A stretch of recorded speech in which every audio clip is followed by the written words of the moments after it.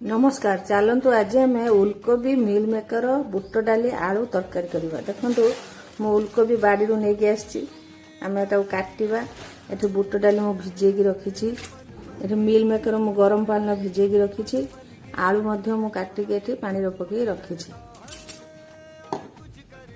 देखु उलकोबी मु छोट छोट कर काटिदेली तापर आम टे उलकोबी की भाजी दबा कड़े तेल दबा। उलकोबी भाजला बेले टिके लुण देदेवे लुण देदेले उलकोबीटा शीघ्र सीझी जाए। तापर मिल मेकर पकई भल कि भाजीदेवे।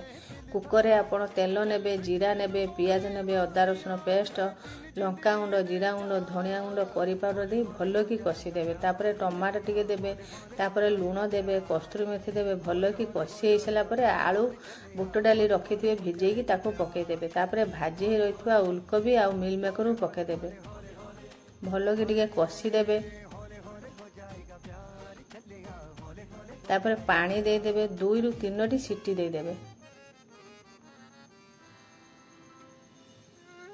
तापर देखिबे तरकारीटा हमर बहुत टेस्ट लागिबो। तरकारी हमर हेई आसलानी। तापर गरम मसला दे देबे धनिया पत्र दे देबे। एभली भाबे उलकोबी बनै खांतु केमिति लागिला कमेंट निश्चित जणांतु।